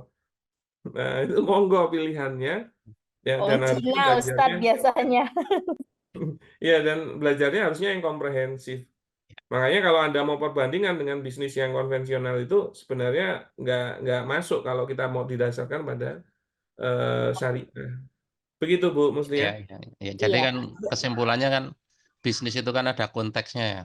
Misalnya bisnis warung soto jangan bandingkan sama bisnis Shopee lah kan gitu ya. Iya, iya, Apalagi iya. beda lagi yang satu menggunakan syirkah dalam koridor Islam, yang satu menggunakan permodalan model kapitalisme kan beda modal. Iya, Modal di Shopee, modal di Gojek itu kan kalau misalnya ya, kalau modal di syirkah itu kan modal kan fix di awal kan. Sejak awal itu iya. modalnya berapa? Kalau di Gojek itu kan modalnya bisa bertambah terus setiap saat dengan sistem PT-nya dan lain sebagainya. Nah, memang tidak bisa dibandingkan. Nah, yang Ustadz Firly sampaikan di sini ini adalah bisnis rasional di dalam konteks ya kayak kita rakjel inilah, rakyat jelata yang butuh butuh biaya hidup gitu loh. Nah, sekarang bagaimana kita mau bakar uang selama setahun, wong kita juga setiap bulan butuh biaya hidup. Ya, konteksnya seperti itu. Tapi seperti Ustadz Firly tadi bilang, kalau memang kita punya tabungan yang bisa untuk bertahan hidup selama setahun, terus kemudian kita juga punya cadangan modal untuk membakar uang selama setahun, yo kalau mau dilakukan yo silahkan saja. Tapi kalau saya sendiri sebenarnya, saya juga tidak akan melakukan hal itu seperti yang dilakukan di Shopee. Karena bakar uang seperti yang dilakukan di sistem bisnis kapitalis itu eh, bisnisnya itu akan melambung tinggi tetapi tidak real. Tidak Iya. kuat secara real gitu. Memang secara prejengan dalam bahasa Jawa itu kelihatan keren, tetapi sesungguhnya tidak kuat. Nah, itu bedanya bisnis dalam kapitalis dan bisnis dalam Islam. Kalau dalam Islam itu betul-betul fundamentalnya itu dibangun secara kuat. Saya pikir itu yang bisa saya tambahkan. Kemudian Siap. ada yang mau raise hand lagi? Kalau tidak ada, kita baca dari eh, Bapak atau Ibu ini, Amir Welo. Assalamualaikum Ustadz. Bagaimana dengan sirkah yang sudah berjalan dan sirkah tersebut masih banyak kesalahan? Bagaimana cara untuk memperbaikinya? Apakah ada kelas pendampingan untuk perbaikan sirkah tersebut? Monggo. Siap. Bagaimana dengan sirka yang sudah berjalan dan sirka tersebut masih banyak kesalahan? Nah, ini harus detail juga. Kesalahannya gimana? Karena kalau kesalahannya itu pada saat berakad, ya itu batil semua. Maka hasilnya itu haram semua. Makanya harus menyampaikan faktanya dulu waktu berakad seperti apa. Contoh misalnya ya, yang namanya modal itu syaratnya qabilun lil wakalah, yaitu bisa diserah terimakan di majelis akad, bisa diwakilkan. Nah, pertanyaannya, waktu sirkah Anda dulu, misalnya, oke 100 juta ya, oke, dua pemodal, harusnya 50-50. Ternyata pada saat akad baru pemodal 50 tok. Yang satunya belum transfer, itu tidak sah akad sirkahnya. Nah, maka kegiatan turunannya, yaitu bisnisnya, itu juga tidak sah. Kalau dapat untung-untungnya tidak sah, dan untungnya dibagi hasil tidak sah. Dan semua harta yang tidak sah, hakikatnya harta yang haram. Nah, itu harus disampaikan dulu. Nah, termasuk bisa jadi sirkahnya kemarin kebetulan sah, oke. Lalu yang salah bagian apa? Itu lebih aman karena nggak perlu akad ulang. Karena kalau sirkahnya batil dari awal, dia akad ulang. Nah, akad ulangnya juga nggak bisa menggunakan data yang lalu, harus menggunakan data saat itu. Terbaru. Oh, data waktu itu. Iya, ya pada saat mau diakadkan itu. Ya. Gitu loh. Nah, itu harus jelas. Nah, beda kalau dia itu ternyata salahnya itu dalam pengelolaan keuangannya, salahnya itu dalam akad-akad transaksinya, salahnya itu mungkin pada akad kepegawaiannya. Nah, itu kalau di spasi besok itu dibahas semua kayak gitu. Oke. Jadi dijamin Anda akan pasti bingung gitu loh. Loh, Ini, apakah ada kelas pendampingan untuk perbaikan sirkah tersebut? Nah, kalau mau konsultasi secara pribadi mandiri itu juga boleh. Kami sudah Ya, alhamdulillah cukup ada ya, banyak ada memang yang layanan itu ya. iya, nah cuman nanti di prosesi pendampingan itu pun pasti kami jelaskan dulu gambaran bersikah gini, lalu masalah Anda di mana, gitu loh. Pokoknya Ya. dijamin tambah bingung, kok tambah bingung loh. Tapi bingungnya Baik, itu mencerahkan gitu loh. Gimana toh bingung janji. kok mencerahkan. Nah itu bisa mungkin nanti Amir Welo bisa kontak ke admin kami untuk diskusi Ya. itu. Tapi saran saya kalau mau komprehensif itu yo mungkin bisa Ikuti ditentukan kelasnya waktu dulu ya. untuk ya spasi itu 3 Jangan hari tiba itu belum dengan ikut 5 pemateri. kelas wis takon. Nah, gue Kan yang loh ditanyakan ada di kelas itu gitu kan. oh. Padahal gue lek wis mlebu kelas gue pas diomongi gue yo mau meneng tok deh nggak punya argumen yang lebih kuat kan gitu. Ya. Nah, Ini saran saya apa seperti itu. Pak Ahmad ini buka monggo mau bertanya langsung Pak Ahmad. Buka mic ini. Itu apa namanya? Kalau bagi hasil itu, apa harus tunggu BEP atau harus tunggu balik modal semua begitu? Apa harus bagi hasil apakah harus BEP harus nunggu balik modal semua monggo. Jadi gini, yang harus dipahami kapan sih bagi hasil itu? Dan yang harus dipahami apa yang dibagi itu. Nah, bagi hasil itu yang dimaksud adalah membagi hasilnya. Nah, yang namanya hasil itu setelah untung. Makanya kan yang dibagi untung. Kalau dalilnya ya cuma itu. Because diribhi berarti tujuannya keuntungan. Dan memang karena mereka bisnis owner yang dibagi adalah keuntungan. Nah, pertanyaannya untung itu kapan? Nah, yang namanya untung itu sudah pasti pada saat hartanya melebihi pokok modal awalnya. Makanya kenapa rujukannya itu neraca pada saat aktiva Anda lebih besar daripada pasifa. Aktiva Anda 1M, pasifa Anda itu 700 juta. Maka ada kelebihannya 300 juta, itulah keuntungan. Maka 300 juta itu yang boleh dibagi hasil. Nah, apa itu aktiva, apa itu pasifa? Yaitu sudah bicara laporan keuangan. Yang mana itu akan dibahas di spasi. Nah, Anda kalau nggak paham laporan keuangan kok sirkah, wis dedel duel kuwi. Nah, berarti kalau Anda bilang harus akan membagi hasil itu adalah untung, yang namanya untung setelah melebihi nilai modal, berarti harus nunggu BEP nggak? Ya iya dong, karena pada saat dia BEP itulah, melebihi BEP itulah yang namanya untung. Tapi bukan dibalikin ke pemodal ya, dia stay di dalam perusahaan. Jadi uangnya diputar terus. Begitu Pak Ahmad. Iya. Kalau misalkan setoran modal itu kita belikan aset, gitu ya, terus modal kerja misalkan, terus kita putar, berarti modal kerja itu tetap dihitung sebagai aset begitu ya? Ya kalau modal kerjanya itu habis terpakai tidak, tapi yang aset iya. Ya karena aset itu masih berbentuk hartanya. Artinya Nah, untung itu kan sisa sisa belanja berarti kan begitu, ditambah ya aset. selama aset ini itu bisa dijadikan bagian dari modal, dia bernilai kalau dijual, dia bisa jadi bagian dari modal. Misalnya ya 100 juta, 50 untuk beli aset, 50 lagi itu modal kerja. Misalnya beli bahan baku atau biaya-biaya sewa dan lain-lain. Nah, maka yang 50 ini itu sudah bagian dari modal dalam bentuk aset. Berarti yang perlu di BEP-in itu yang 50-nya saja yang habis terpakai. Nah, tapi jangan lupa untuk aset yang 50 ini dihitung depresiasinya. Begitu, Pak. Kalau misalkan yang kecil ya, seperti yang kata Ustadz Doni tadi, warung soto misalkan, itu dia kan sebetulnya bisa per bulan tuh.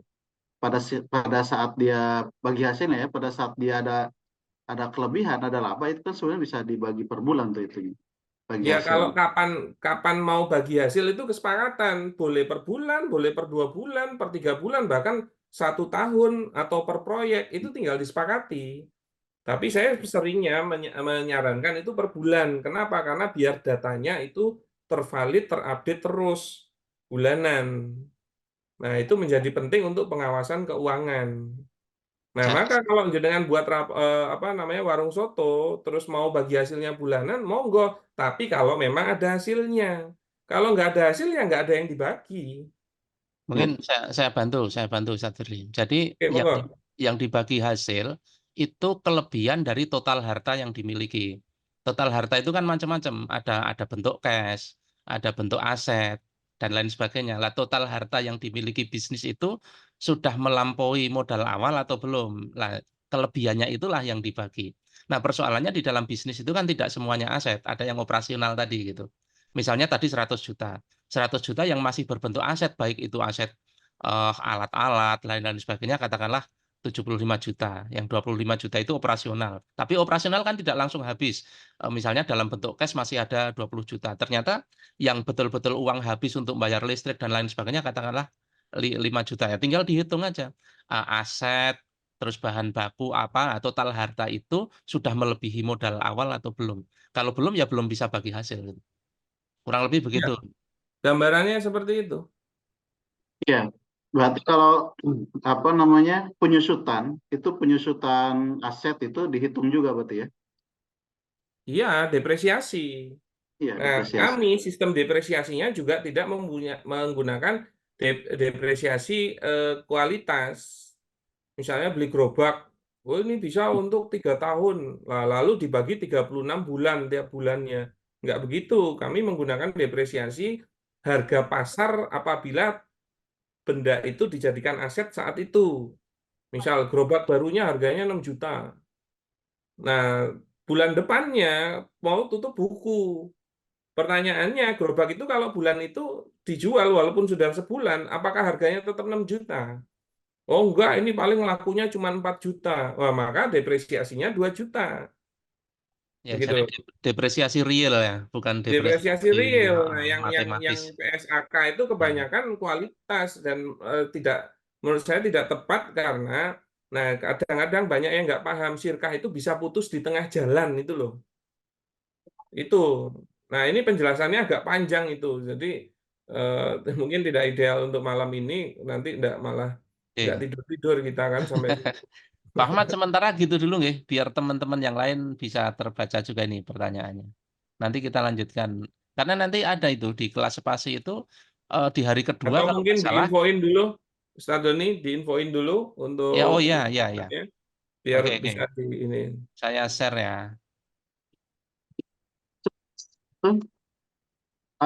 Ini kan berapa kali tuh, Sat? Jadi gimana? Spasi ini tahun ini yang Mei ini saya nggak bisa tuh. Oh, Ah, waktunya nggak Ya, bisa. insya Allah yang batch berikutnya ada di bulan November. oh iya, oke. Ya kalau Oke. bisa dipaksain bulan yang ini lebih baik karena 6 bulan banyak perubahan-perubahan. Salah satunya kalau Pertalite dihapus berarti harga naik ya. Oke, saya bacakan dulu ya.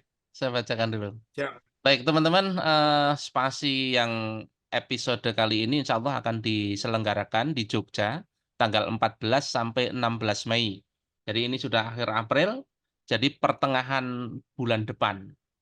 Eh, dapatkan harga spesial, kemudian juga mendapatkan apa eh, apa namanya free room. Saya ini ngeduk gitu. Di full screen aja dulu. Ah ya, oke, bentar. Oke. Apa latar belakangnya? Ada banyak keluhan dari para investor yang mengatakan kesulitan untuk menemukan pengelola sirkah yang amanah, kompeten, dan profesional. Amanah bisa dipercaya, profesional menangani bisnisnya, dan lain sebagainya. Banyak juga pebisnis yang butuh modal. Di sisi lain, banyak pebisnis butuh modal, tetapi ketika berhadapan dengan investor, mengajukan anggaran modal kepada investor, ditanya, proposal bisnisnya mana? Nggak bikin. Kemudian, visibility dan proyeksi bisnisnya bagaimana? Nggak punya. Tentu saja pemodal yang sudah terbiasa dengan itu nggak akan mau mengeluarkan modalnya untuk itu. Atau sebaliknya, bagi calon investor, kalau untung-untungan juga tidak bisa juga, maka juga perlu mengetahui apa pengelola yang kompeten itu yang seperti apa. Nah, insya Allah Spasi ini punya visi untuk mencetak para pengelola sirkah yang amanah, kompeten, dan profesional. Misinya mengedukasi sirkah yang sesuai dengan syariah kepada masyarakat luas. Kemudian mengedukasi sirkah sebagai solusi permodalan tanpa utang ribawi, seperti yang disampaikan Ustadz Firly tadi. Banyak orang yang bilang, kalau nggak pakai bank terus apa solusinya lah? Solusinya ada. Islam itu penuh dengan solusi. Salah satu solusinya adalah di dalam permodalan itu adalah sirkah. Kemudian yang ketiga adalah membantu para pengelola sirkah untuk menjadi amanah, kompeten, dan profesional, memperbanyak kerjasama sirkah untuk mempererat ekonomi umat, membangun ekosistem pasar ekonomi syariah.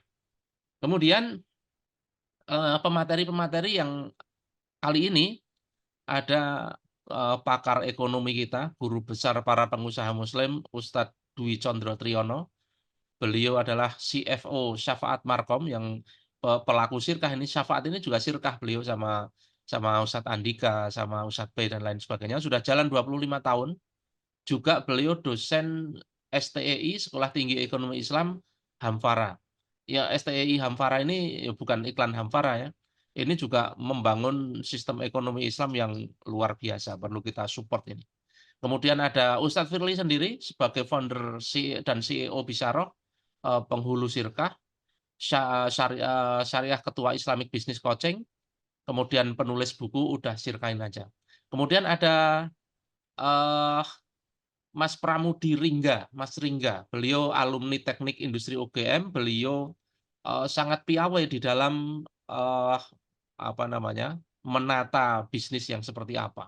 Kemudian secara keuangan dan pengelolaan bisnis, bagaimana visibility dan lain sebagainya, ada Bapak El Chandra, Ketua X-Bank dan GM-nya Trust Solusi Syariah, dan juga kakak kandungnya Ustadz Firly ini. Wah, KKN ini ngisi bareng ini. Kemudian juga ada bintang tamunya Kang Dewa Eka Prayoga yang kita sudah tahu bisnisnya luar biasa.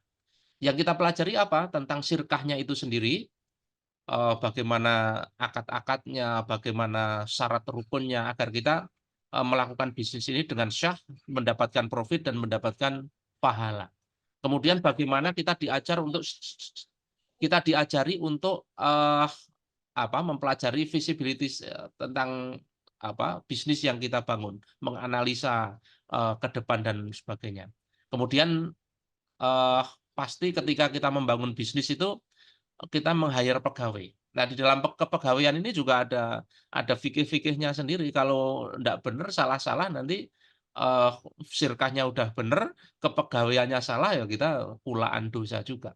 Dan yang sangat penting kita bicarakan dari tadi, termasuk dengan Pak Ahmad tadi, adalah soal keuangan, soal laporan keuangan.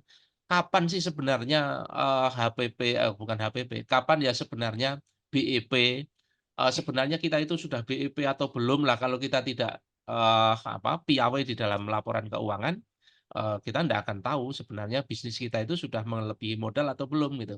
Dan insya Allah di Spasi ini juga akan disampaikan bagaimana laporan keuangan dari Ustadz Dwi Condro Triyono. Yang sedikit yang saya tahu, beliau itu punya beberapa bentuk laporan keuangan yang berbeda-beda. Bisnis F&B berbeda dengan laporan keuangan bisnis properti misalnya dan lain sebagainya. Kemudian sistem bisnisnya itu sendiri dan tak kalah penting adalah mindset bisnis.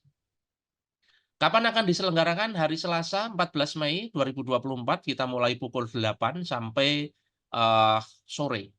Hari pertama itu materi Syirkah 1, 2, 3 dari Ustadz Firly. Kemudian hari Rabunya ada laporan keuangan, ini yang kita tunggu-tunggu dari Pak Ahmad tadi, yang akan diampu langsung oleh guru besar kita, Ustadz Dwi Condro Triyono. Kemudian visibility study 1 dan 2 dari Pak Chandra, Pak L. Chandra, itu sehabis duhur sampai asar, break, habis asar lanjut lagi. Dengan ini kita akan bisa membuat prediksi-prediksi bisnis dengan cermat. Kemudian malamnya khusus untuk ini ada yang sesi malam ini ada sharing session dengan Kang Dewa Eka Prayoga yang punya sekian banyak brand, sekian banyak bisnis yang akan berbagi dengan kita. Kemudian hari terakhir Kamis 16 Mei 2024 kita belajar sistem bisnis dari Mas Ringga mulai dari pagi sampai zuhur, ada 2 sesi, kemudian ditutup dengan kepegawaian 1 dan kepegawaian 2 yang akan diampu oleh Ustadz Firly lagi. Di mana tempatnya? Di Luxury Malioboro, Yogyakarta, Jalan Guwangan Kidul nomor 57. Wah, nanti kalau sore kita selesai, teman-teman yang luar Jogja pengen jalan-jalan, nah masih ada waktu itu. Kemudian fasilitasnya apa? 1, meeting room dengan standar ini hotel bintang berapa ini? 4 atau 4 ya kalau nggak salah. Kemudian cafe break 6 kali, lunch 3 kali, dapat merchandise, jaket, eksklusif, block note, landry card, ID card, goodie bag, kemudian hard copy materi, kemudian buku udah sirkahin aja, kemudian sertifikat. Tapi sertifikat yang ini tidak bisa dijaminkan ke bank. Karena ya memang haram juga walaupun bisa. Oke. Berapa ini maharnya? Berapa ini biayanya? 7.700.000 rupiah itu kalau harga normal. Nah ini kan orang-orangnya tidak normal semua. Maka dikasih harga tidak normal yaitu 5.500.000 per 1 orang. Nah sayang sekali ini early bird-nya itu tanggal 1 Maret sampai 13 April. Sekarang tanggal berapa? Sekarang tanggal 29. Jadi early bird-nya sudah tutup. Padahal early bird itu lumayan itu 4 juta untuk 1 orang dan 7 juta untuk 2 orang. Ini kalau suami istri ya. Nah, bisa nggak Ustadz Firly? Khusus malam ini di early bird-in lagi gitu kira-kira bisa nggak? Ya, khusus untuk rekan-rekan Khusus ya? dari Ustadz Doni, insya Allah Oke. bisa lah. Khusus Saya itu juga khusus cowok negoan. khusus pendaftaran malam ini ya. Khusus pendaftaran Ya, malam ini. nah itu Nanti ada kita linknya. share linknya. Bisa dapat Sudah early ada bird linknya lagi. di chat. Itu Sudah ada. untuk ada dari Oh, Bisa alhamdulillah. sudah Siap, siap. dikeluarkan. Nah itu linknya kalau daftar lewat malam ini Buat malam dari ini. linknya Ustadz Doni. Ya, dapat early bird lagi walaupun padahal sebenarnya early bird-nya sudah selesai. Lewat. Nanti https://bisaroh.id spasi 16 ya. Jangan keliru angka yang lain.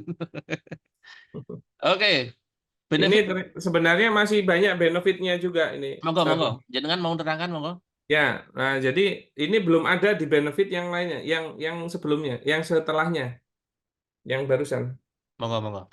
Nah, ini benefit ini sebenarnya belum diberikan di spasi yang sebelumnya. Ini kan batch 5. Nah, makanya pergunakan kesempatan ini, yaitu salah satunya, pertama, free konsultasi Bisaroh ID 1 jam untuk 10 pendaftar pertama. Nah, itu sudah hangus. Alhamdulillah sekarang sudah mau menyentuh angka 30-an ya.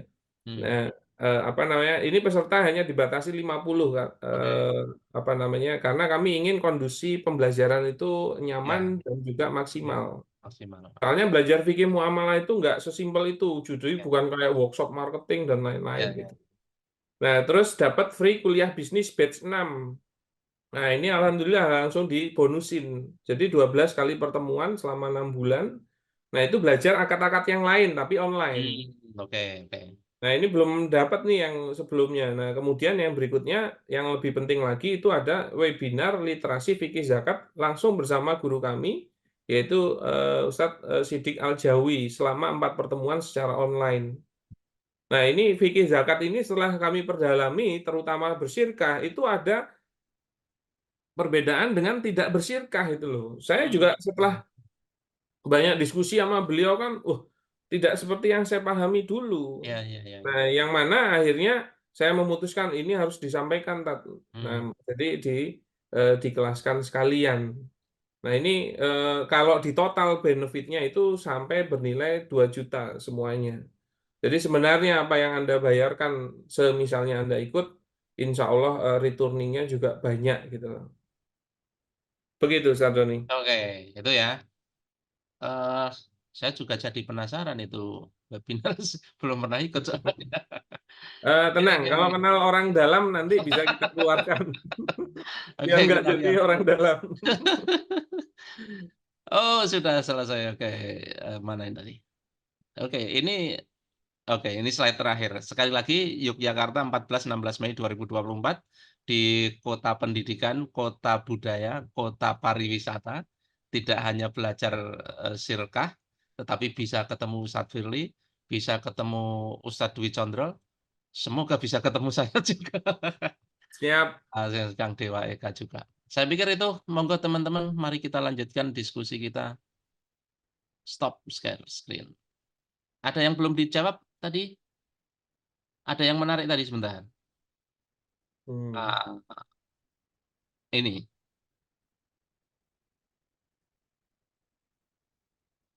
Dari Mas Sabri. Assalamualaikum Ustadz, izin bertanya. Apa bedanya digaji sama bagi hasil? Dan bagaimana cara hukum syar'inya? Ya, jadi gaji itu kan sebenarnya kompensasi dari bekerja sebagai pegawai. Atau kalau bahasa fikihnya itu ujroh. Nah, akadnya sendiri namanya ijaroh. Begitu loh. Nah, kalau sirkah itu beda akad.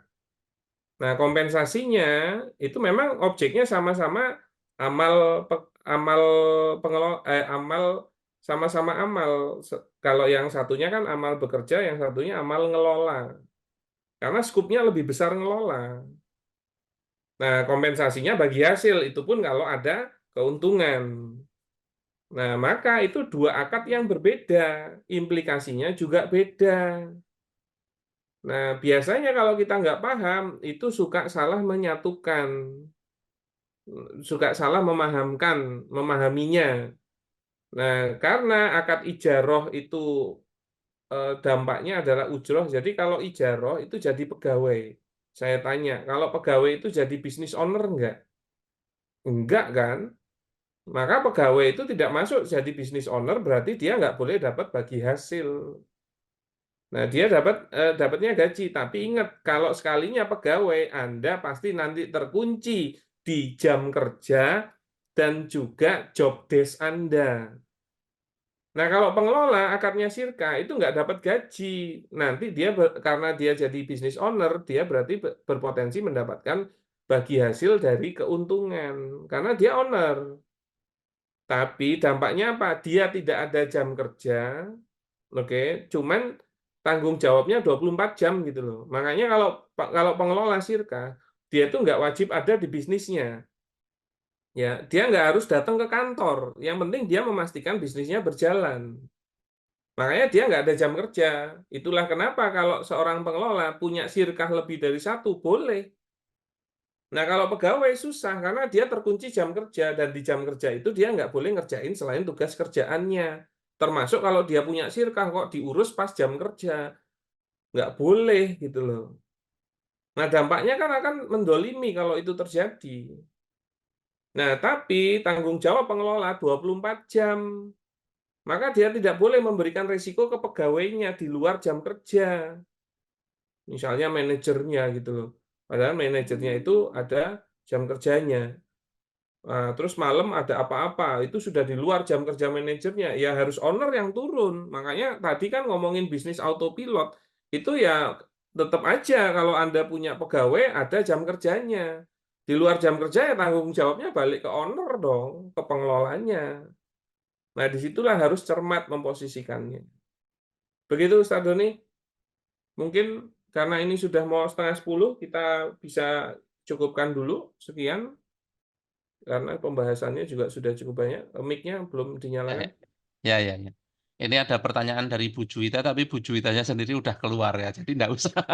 Ya, Saya siap. jawab. Nah, ini mungkin Bu Mungkin Maya terakhir nanya ini, apa mungkin ada terakhir workshop? ini. Ya, ada Apa, workshop tentang apa keuangannya ada saja. workshop tentang keuangan saja? Karena saya Kami tidak belum ada kalau workshop keuangan, tapi kalau mau belajar atau ngambil jasa laporan keuangan kami bisa kontak ke admin kami. Oh, gitu. Itu kami sudah memegang lebih dari 20 entitas bisnis laporan keuangan, terutama Syirka. Nah, nanti sebenarnya diaplikasikan buat non-Syirka Bukan juga. sih, yo justru lebih gampang ya, karena Ya, siap. tapi mending sekalian belajar sirkahnya, walaupun sekarang tidak bersirkah, tetapi Ya, bisa ketika suatu jadi. saat apa dibutuhkan, kalau sudah punya ilmunya kan bisa. Saya Siap. pikir itu nggih, Bu Maya nggih. Ya, Pak Wahyu Supangkat sudah izin, Bu Juwita sudah izin, dan monggo teman-teman ini link untuk pendaftaran malam ini kan pendaftaran saja ya, Anda harus transfernya malam ini ya. ya, Pendaftaran malam tanya-tanya ini, dulu juga boleh gitu. monggo agar dapat early bird lagi, dan eh, nanti silahkan konsultasi, diskusi sama admin yang standby di sana. Saya pikir itu, Ustaz Firly. Siap, Monggo sami-sami ada Ustaz closing Doni. statement, ada closing statement. Ya, sekali lagi kalau Anda butuh modal ya, dan bisnis itu pasti butuh modal. Itu memang solusinya idealnya menggunakan sirkah, karena jatuhnya jadi modal, bukan pinjaman, dan termasuk bisa membagi potensi keuntungan. Jadi nggak ideal, aku butuh modal ya 1M, aku nyileh kene, wah 1M kok nyileh. Nah, nanti yo apa namanya nggak dapat apa-apa yang minjemin kan, nggak ideal juga karena Anda sendiri mau bisnis gitu loh. Nah, maka dengan cara sirkah. Nah, saran saya sebelum bersirkah itu belajarlah dulu tolabul ilminya karena banyak sirkah yang bermasalah. Dan mohon maaf, seringnya kami ketemu itu bukan pemodal yang bermasalah, tapi pengelola yang bermasalah gitu loh. Nah, kebanyakan karena belum paham ilmunya. Nah, saran kami, monggo datangi majelis ilmunya, baik yang offline maupun online, walaupun yang nendang yang offline ya. Nah, tidak wajib ama bisaroh, nah silahkan. Tapi eh, memang kebetulan bisaroh akan ada kegiatan tersebut di bulan Mei. Nah, ini batch-nya cuma 2 kali dalam setahun. Jadi kalau ada kesempatan silahkan diikuti. Insya Allah pembelajaran di Spasi, Sekolah Pengelola Sirkah ini komprehensif. Begitu, Ustaz Doni. Ya, alhamdulillah. Terima kasih sekali teman-teman semua. Terima kasih Ustadz Firly. Terima kasih tim Bisaroh yang sudah menyelenggarakan pertemuan malam ini. Semoga yang sedikit ini menjadi ilmu dan juga menjadi pahala. Tetapi jangan juga puas hanya dengan yang sedikit malam ini. Mari kita tambah ilmu kita agar eh, potensi profit kita semakin besar dengan memaksimalkan amal kita, usaha kita, dan memaksimalkan modal gitu, modal uangnya gitu. Kalau modal uangnya juga bisa dimaksimalkan, dioptimalkan, kemudian modal pengelolaannya juga maksimal, insya Allah hasil profit banyak, juga berkah juga. Karena apa? Kita mengikuti sirkah yang sesuai dengan syariat. Dan itu tidak akan terjadi kalau kita tidak punya ilmunya. Maka teman-teman, mari jangan ragu-ragu kita daftar eh, kelas ini. Soal duit ngomong mahal murah ya relatif ya bagi masing-masing orang. Tetapi yang jelas tidak ada ruginya yang namanya investasi di sini itu tidak ada habisnya, tidak ada ruginya.